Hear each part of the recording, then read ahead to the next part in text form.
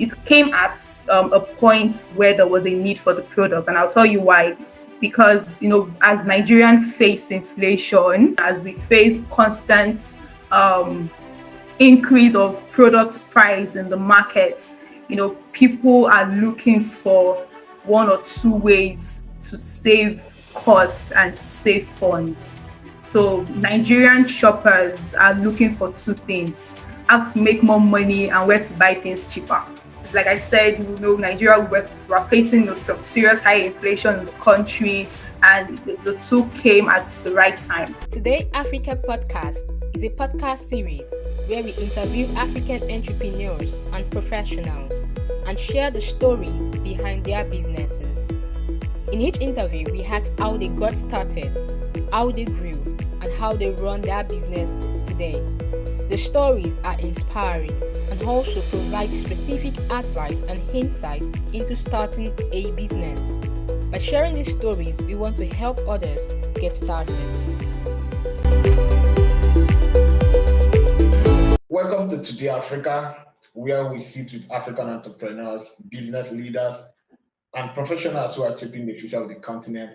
And don't forget to like, share, and comment on our content on social media at Today Africa, and head over to YouTube and subscribe to our channel at Today Africa Studios. Joining me today is Amina Asu-Beks. She's the founder of Prizeless. From the name, I'm already curious what's her business into. But she's here to tell us more about her business. Amina, you're welcome. Thank you so much. Thank you, Emeka. Thank you so much for the opportunity to be on your show today. I'm really honored. I don't take such privilege for granted. Prizeless is a price comparison tool. It's an AI shopping assistant that helps online shoppers to compare and monitor product prices in the market. Helping them make the right and smart buying decisions when shopping online. So that's what Prizeless is. Apart from price comparison, there are other things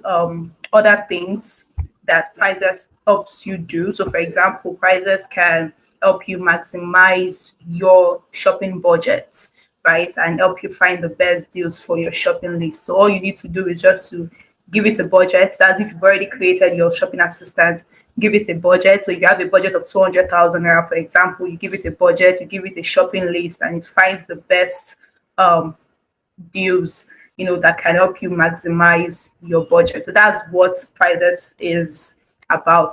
Tell us a bit about your background and how your background influenced your business. I'm from a middle class family. Of course, grew up in Lagos, and of course, growing up as a middle class family in Nigeria, we are very, price and budget sensitive when it comes to shopping, right? A lot of us, our parents, when our mom was sending us to, I grew up in Festac, and we had a central market called Agboju. And when my mom used to send me to the market, she would give us a particular amount of money and give us a shopping list, right? And it's okay, you have to buy tomatoes 1,000 naira, you have to buy pepper 200. And sometimes when we get to the market, the budget is not, it's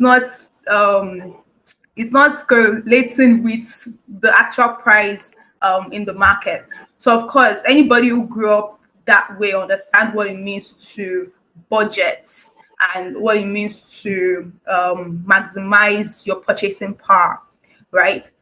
That's growing up, but my background, I schooled in the University of Calabar. And schooling in the University of Calabar, I've always been an entrepreneur. I started my first business in the university, actually in secondary school. My first proper business I started it in the university, which was a food business, right? Of course, it went well, but it didn't go well, at the end.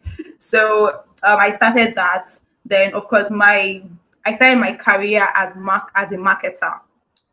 So I did some internship while in the university.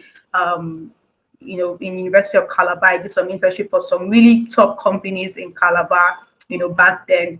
And I remember in 2016, 2015, a friend of mine, we're talking about, e-commerce, and Then we didn't have Jumia. Jumia was not really prominent then. We had OLX, we had some other e-commerce stores that were coming up. And so my friend and I, what we used to do is that we will go to these e-commerce stores, find specific prices of a particular product and blog on them on Facebook.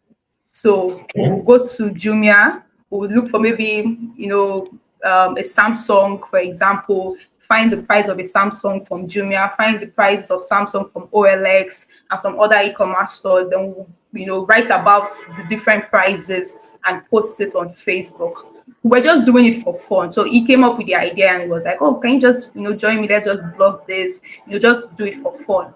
And I was like, well, why can't we actually, this was way back in 2016. Why can't we actually make this more, professional, create a website and the likes? And that was when, if another friend of mine who is actually a senior manager at Jumia told me about price comparison platform, which is PCW technology.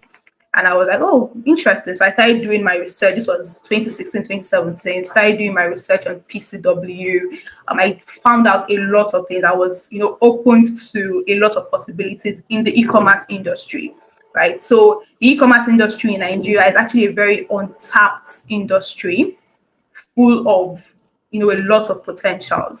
So I started, doing my research, and that was how. This is fast forward to 2024 last year, we decided to, start it full time. So, but my background is actually marketing. I've done some affiliate marketing. I actually started my career in affiliate marketing, Amazon affiliate market, as an affiliate marketer for Amazon way back in 2014. Then I, moved into business strategy, started my career as a business strategist, worked for some business consulting firm. My last 9 to 5 was actually a business consulting firm. I was actually the head of marketing. Of course, like I said, marketing is my background. By moved into business consulting. My last business consulting firm I worked for was in 2023. Then I just decided to pull out and face entrepreneurship full time. So yeah, that's my background. So how it has affected my business is I've had a very solid background in business strategy. I've worked for some really bright minds, in the business development and business consulting industry, and that actually shaped the way I approach business. Right, that's shaped the way I approach business. That's shaped the idea that I have. That shapes the way I, work on Prizeless as a project. So I tell people the idea of Prizeless is not for the 1%. We are actually building for the 99%. We're not building for the 1%. We have a target audience. Our target audience are people who are price and budget sensitive, who prioritize quality alongside affordability. So when this idea came to you of starting your own business, Priceless, so how did you validate that there was a market or that people actually needed your product or your service? Validating our products actually came when I started doing proper market research. So I actually spent close to 7 years doing research because it's something I'd always wanted to do, like I said. So validating the product came when we started doing proper market research, looking at Nigerian consumer behavior, how Nigerians shop, and we kind of noticed that Nigerians are 60% of Nigerians consumers are actually price sensitive shoppers, right? Actually price sensitive shoppers. So when we decided to build the product and just focus on it full time, it came at a point where there was a need for the product, and I'll tell you why. Because as Nigerians face inflation, as we face constant increase of product price in the market, people are looking for one or two ways to save costs and to save funds. So Nigerian shoppers are looking for two things: how to make more money and where to buy things cheaper. Especially, the state of the economy. right? So the tool actually came at a very perfect timing, because like I said, Nigeria were facing some serious high inflation in the country, and the tool came at the right time. When we launched the MVP, we launched the MVP last year actually. When we launched the MVP, we didn't have to do any promotion. We didn't have to do any paid ads. It was purely organic, and we had people who came to us, who chatted us up on Twitter, telling us that, wow, this is an amazing product. Can you guys add this? Giving us feedback, like just that week when we launched the MVP. So it just shows the validation was very easy, very easy. Just understanding the markets that you're building for, right? Nigerians, of course, we have Africa, Nigeria, we have our purchasing power is very low, right? Nigeria purchasing power is very low. It's a fact. It's the truth. Our purchasing power is very low. So, so getting a tool or having a tool that can help you save cost, was actually very important. In fact, Bank of Industry last year launched a product called pricesenses.ng. You can check this out. And what Price Senses does is that Price Senses help you compare and monitor commodity in the market. I use the app.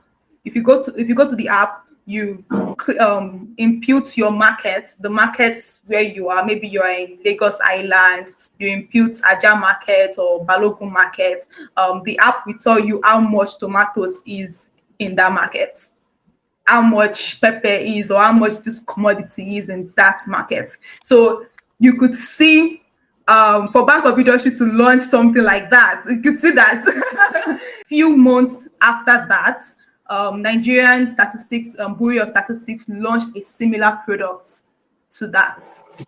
So validating it was very easy. Don't you think these products that were launched to be a direct competitor to your own business, Priceless? No, so yeah, it's a similar product, but we're not doing exactly the same thing.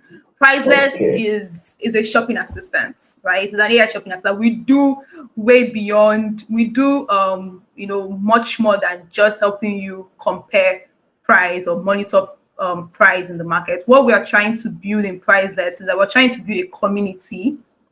We're trying to build a community of people who take their finances and their budgeting very seriously, trying to help Nigerian shoppers shop smarter. We do way beyond just helping you monitor product price in the market. There are other features on the platform. I mean, right now we're at our MVP stage, but there are other features that we are looking at, that will help you engage, that will help users engage more on the platform. So it's not a direct, of course, we can say, oh, it's a direct competition, but it's not a problem. I don't see it as a threat. To me, what that shows, it actually shows that what I'm doing, I'm actually on the right path. It actually shows that my product is actually validated. It shows that I'm actually doing something right, in my opinion. I don't see it as a competition at all. How do you ensure that you protect the user from being baited by fake or scammers that will come to take advantage of them?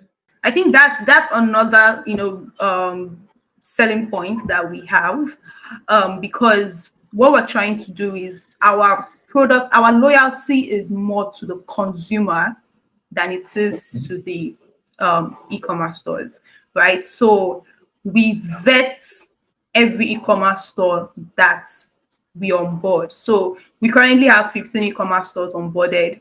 Like I said, we're at our MVP stage, and each of these e-commerce stores, we know them individually, right? We know either we know a manager in that store, or we know the CEO of the store. Most of these e-commerce stores, majority of them are in Computer Village.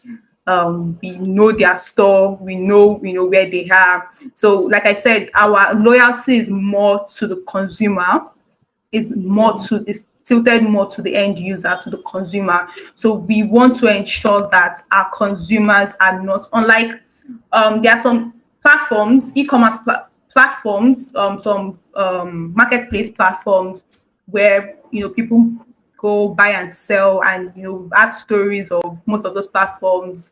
You see a lot of scammers on that platform that sell. They put it on the product on the platform that they are selling XYZ, and in reality, they are not selling that product, right? So for us, that's not what we're doing. You have to have a proper e-commerce store set up, managed before we can onboard you. So there's a vetting process, right? There's a lot of conversations that go on in the background. So what if the consumer is having a problem, right? Maybe the consumer shops a particular e-commerce store through our platform, and there's a problem. The consumer owes us responsible, Okay. right? So we are standing in the gap because the consumer is trusting us that whoever they are buying from, we've already vetted these people, right? So the Yeah. consumer can hold us responsible for any problem they face in the future with the e-commerce stores that they are shopping from. The way we customers bought things online Yeah. last year and not the way we are buying now. We are not, like you say, we are comparing to know where we can Mm-hmm. get quality Yes. product at a cheaper rate. Yes. So what are the trends that we observe based on the customers that behavior? Well, I read an article a few weeks ago. I had to read the article this morning because of this interview. It was published by Business News. Yeah, Business News .ng, and they spoke about the article. In summary, spoke about how consumer behavior has shifted due to price. So consumer behavior has shifted due to the increase of product price in the market. So consumers right now would rather buy another brand because of that brand is cheaper. I'll give you a simple example. There is Golden Penny pasta, spaghetti, and there is Mama Gold. I'm using real time examples. There's Golden Penny and there's Mama Gold. Everybody knows Golden Penny. Everybody, knows when things were good, we all used Golden Penny, right? And there's Mama Gold. Mama Gold is the one with the yellow pack, right? Yeah. Mama Gold was not popular. But guess what?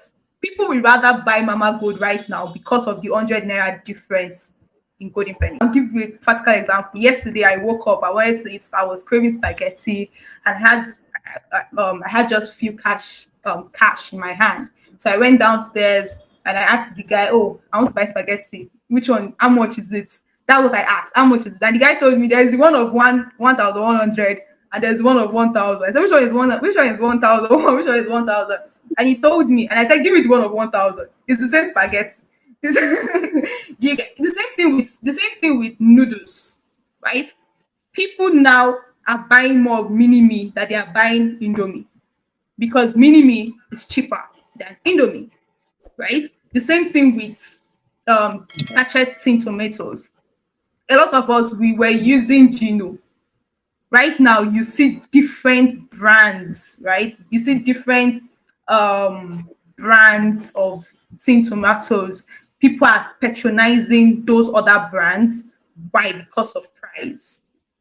So you see that private label alternatives are gaining more tractions because of price. Of course, there are three categories of shoppers in Nigeria. There is a price sensitive shopper, there is a shopper who prioritize brand, who is brand loyalty, and there's a shopper who prioritize quality, doesn't care whatever the price is, he will pay no matter what, right? But you see that people are actually shifting from brand loyalty because of price. So people will rather buy the brand that is cheaper than the brand that is more, that is more known, as long as they can achieve what they want to achieve at the end. And again, it boils down to the state of the economy.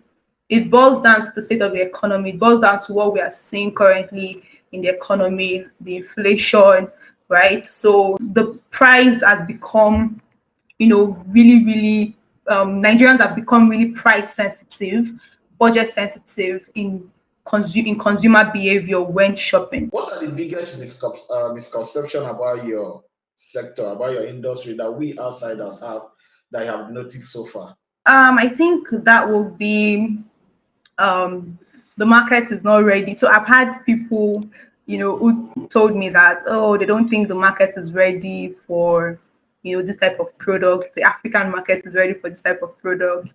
And I'm like, that's not true. Um, Price comparison technology is not new to the African market. In fact, I always say wakanow.com is a price comparison platform, but for flights, right? Just that we've not seen this in the e-commerce industry before. Even Google Shopping is a price comparison platform. The technology is not new. Technology has been there for years, right? In Western countries, right? But if we can work in the Western world, how much more in a continent where our purchasing power is actually very low?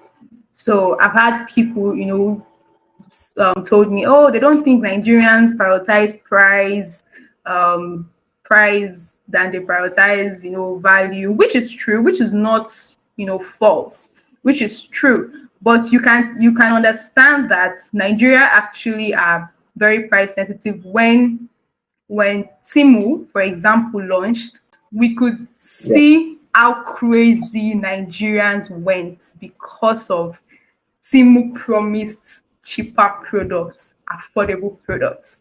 You could see how crazy they went, right? It's just to show you how the Nigerian consumer thinks. And Timu is not the most affordable e-commerce store out there. In fact, Timu is not even as affordable as Jumia. Jumia is actually more, in quotes, cheaper. Jumia is more affordable to shop on than Timu. But Timu, because of Timu understands pricing psychology. They understand pricing psychology, and they understood the consumer market they were getting into. They knew how to attack that market and benefit from it. Nigerians love free things, right? So when we say Nigerians, we're not talking about the 1%. We're talking about the masses, right? We're talking about the masses. Another misconception that I've gotten is because of social commerce, because of the rise of social commerce like Instagram. Of course, there is more shopping on Instagram, WhatsApp. Um, People actually value more of referrals or whatever than price, which, like I said, it's not totally false, but it's not totally true.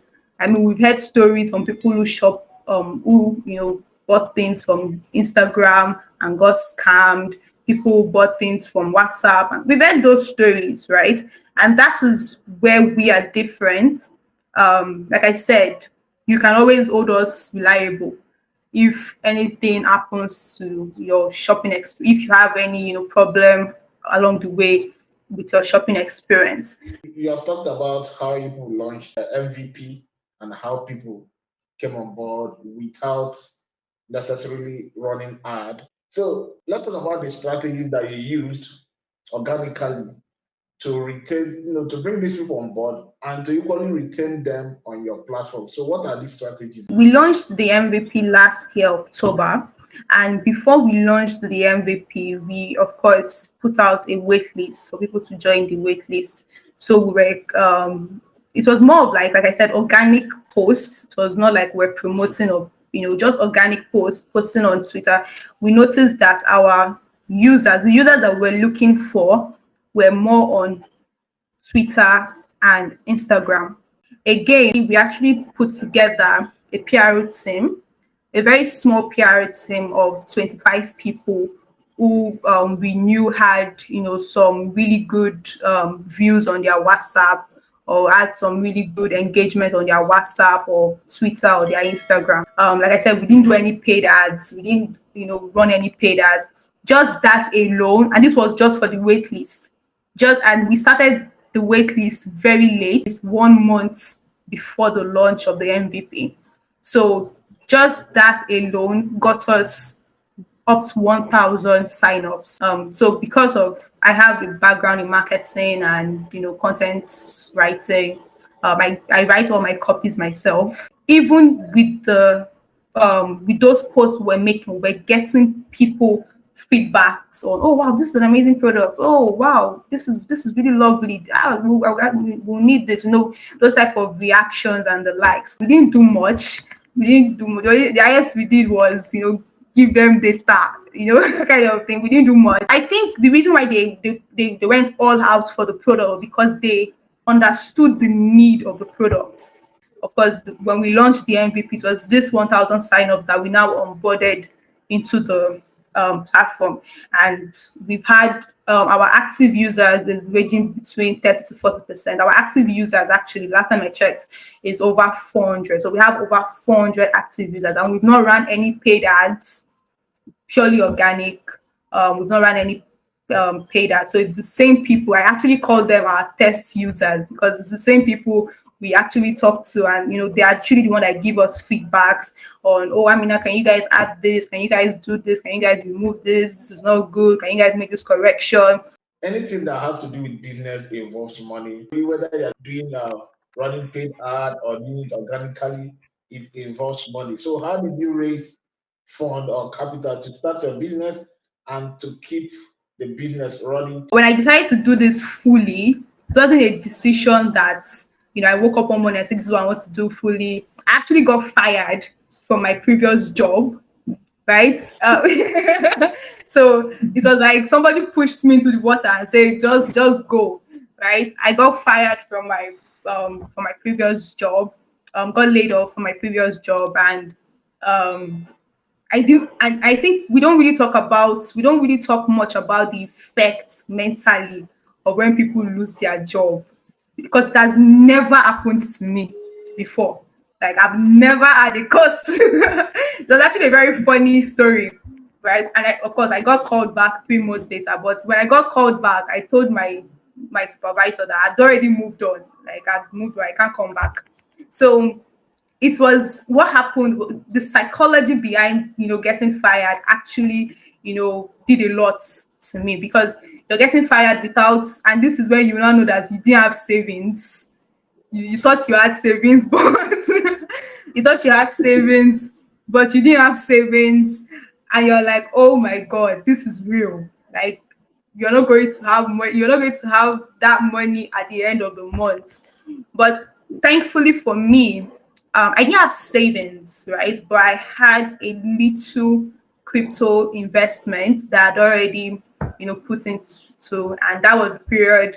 There was a kind of like an increase in the crypto markets. So I just cashed out a little from the investment that I did, and I just decided to, what, this is something I've been working on for a very long time. Let me just focus on building it, full time. But we actually have a structure, and I've been able to create a structure for cash flow that helps the platform, afloat. So the MVP was fully, we didn't raise fund. Outside fund came from me personally, my personal fund. But right now, we're currently in conversations with some angel investors. We're looking at raising outside funds to push forward, and that's because I believe in bootstrapping.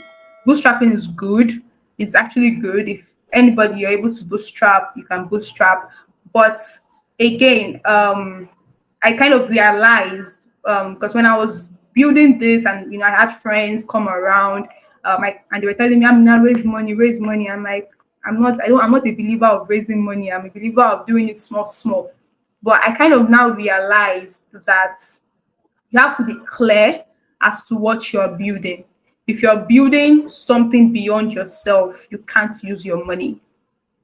If the goal is to build something beyond yourself, you can't use your money. So I don't also believe in this thing where people say, I don't like to work for anybody. I like to be accountable. I don't want to be accountable to any investor. That's not true, because you don't know everything. Like, you don't know everything. It depends on the kind of investor that you're bringing in. For me personally, I always want to bring in people who have walked the path that I'm trying to walk on, right? People who understand the ecosystem better than myself, right? So right now, we're actually, looking at raising funds outside. We're currently in conversations with some couple of angel investors, which is looking really good. How do you keep Priceless running, whereby the prices of things are not stable, and considering that you are accountable to the consumers, to the users? So how do you plan to keep Priceless running with the way our economy is going? Like I said, everything revolves around creating a structure, right? The economy will not get, I don't want to say, but the economy will not get better. It's not like it's going to get rosy one day. It's not going to, we're not going to wake up one day and dollar becomes 15 naira to a dollar. It's not going to happen. If it happens, glory to God, right? But what I would always like to say is there are good things happening in this country. There are fantastic things. Our federal government is doing amazing things, right? I mean, read the news. I mean, we know that we see a lot of negative news out there, but there are lots of positive things happening in the country, right? The economy, there are a lot of positive things happening in the economy. So the economy, the disadvantage that we are currently, experiencing in the economy, um, it's not, I don't want to say it's not my problem. My problem is how can I create structures to rise above that disadvantage. So for me, it's about creating structure. Like I said, we have a structure in house that help us fuel the little progress that we are making on the platform. Right. I mean, recently somebody asked me a question. Somebody was like, "Oh, so if you don't raise this money that you're looking for, what's going to happen? What's going to happen to your platform?" And I said, nothing is going to happen to my platform. I will keep building with the little resources that I have. That's it. I'm not going to stop because I didn't raise the big bulk of cash that I'm looking for. It's not going to happen. What people need to understand is what funding does for you is that it accelerates growth. It's speeding process. So if you have $1,000 to do something, the speed at which you will build with $1,000 is not the same speed at which you will build with $10,000. It's going to be different. So that's what funding for me does. It accelerates growth, it's speeding the process. So that is it. We've created a structure in-house that helps us, fund the little progress that we are making as a product. This structure, you don't want to give us kind of expo or a hint or an insight. I'm already thinking Okay. what is Okay, so let me give you an example. So for okay. priceless for example, right? We've not we're still at our pre-revenue stage, right? We're not like I said, we just launched the MVP 8 months ago. But we created something where we found out that there were other products that we could offer to the e-commerce stores. There were other problems and solutions that we could solve. So when we're having meetings with some of these e-commerce stores, CEOs, right, they were asking us things like, "Oh, can you guys help us do this? Can you guys help us do that? Can you guys help us with our resolution in terms of if they have problems with customers? Can you guys help us solve the problem? Can you guys?" They were asking some questions. So we decided to craft out some products for the e-commerce stores that can serve them.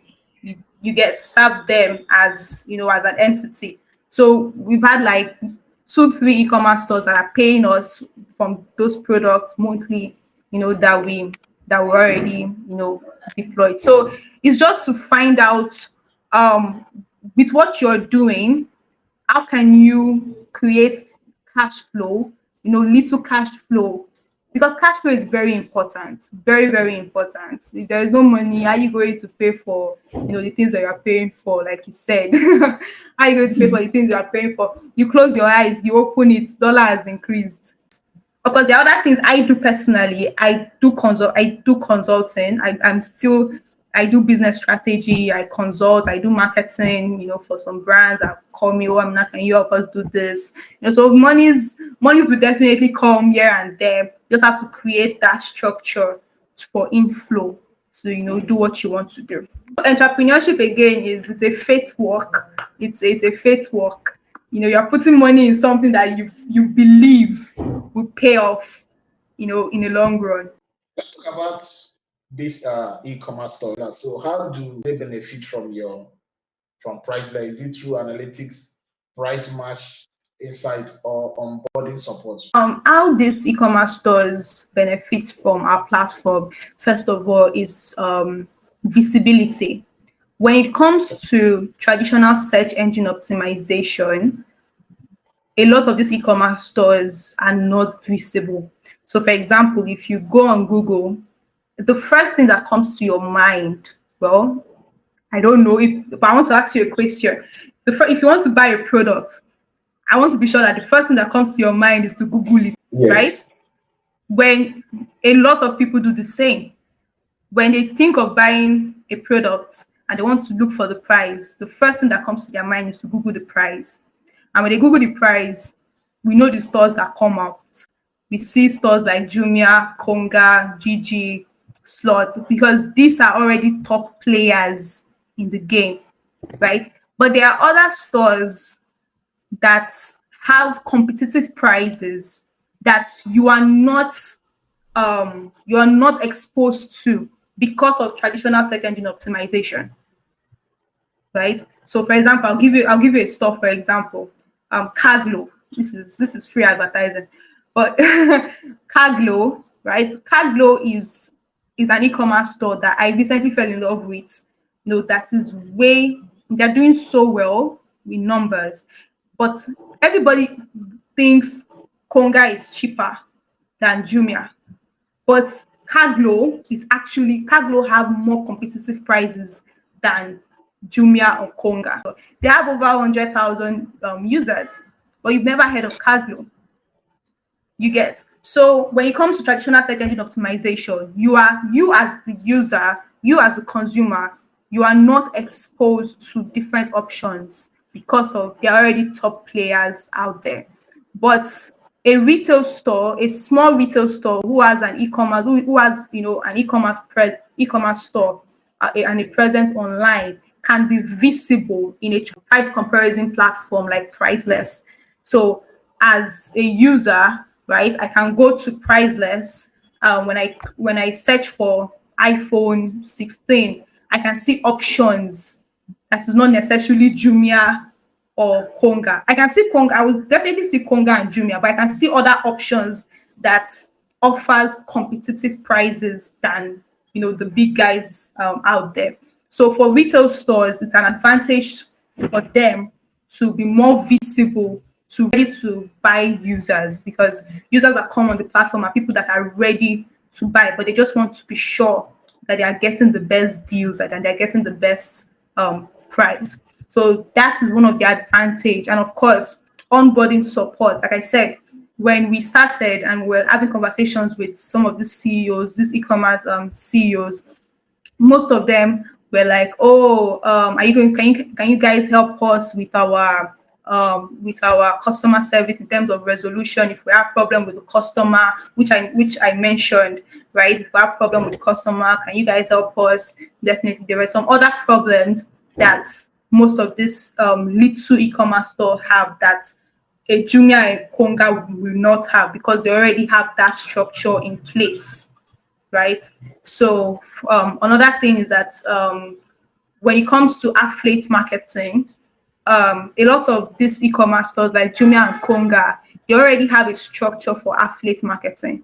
But most of these other e-commerce stores, these other little retail stores, e-commerce stores, don't have that structure, right? So with Prizeless, we have a plug and play system where an e-commerce store can set up their affiliate system seamlessly. So those are the advantage of a retail store onboarding to a price comparison platform. What lesson have you learned so far in your journey as an entrepreneur? I think three things for me is: number one, God. I don't know how people do it. I don't know how people do entrepreneurship without the Holy Spirit. I mean, for me, entrepreneurship is a work of faith. It's the biggest work of faith that I've ever had to embark on, because you're, like I said, you're investing in something that you have faith that this thing is going to yield results in the nearest future. And it's a superpower. The ability to see something that no one else is seeing is a superpower for me. I mean, you're seeing this thing, you've read the data, you understand the data, you've read this thing, and you're showing somebody, and the person is telling you, this thing is not going to work. And you're like, why am I seeing it and you're not seeing it? It's a superpower. The fact that you can see something that someone else is not seeing, it's a superpower, and it takes the Holy Spirit, it takes God. Number two for me is efficiency. Business efficiency is very, very important. I always do something called lean management in project management, where lean management, of course, is the elimination of unwanted process, right? It's very important for me. The ability to use, if we have a budget of 10 million naira and what I have is 1 million naira, I'm going to use that 1 million naira to achieve what I want to achieve. Business efficiency is very, very key, very, very key for me. Then thirdly will be strategic partnership. I always, those are the things I always think about. What can I get for free by not necessarily paying for it, but by exchange of value? That's what I always, think about. So strategic partnership is always key for me. I always look out for who can I partner with, who can I exchange value with. So those are the three things I have learned in my journey. What advice would you give to others, to younger people who wants to start the business? I would say start from where you are. Don't wait to have all the monies in the world. Start from where you are. Start with what you have. If you have, $1,000 or 500, even as low as 100,000 naira, and you want to start your journey, start with 100,000 naira. What you need to do is ask yourself, how can I multiply this 100,000 naira? What can I do with this 100,000 naira that will bring, more funds for me that I can use to, invest in wherever I want to do? But starting is very important. Start from where you are. It's better to start than not to take a step at all. Today Africa Podcast is a podcast series where we interview African entrepreneurs and professionals and share the stories behind their businesses. In each interview, we ask how they got started, how they grew, and how they run their business today. The stories are inspiring and also provide specific advice and insight into starting a business. By sharing these stories, we want to help others get started.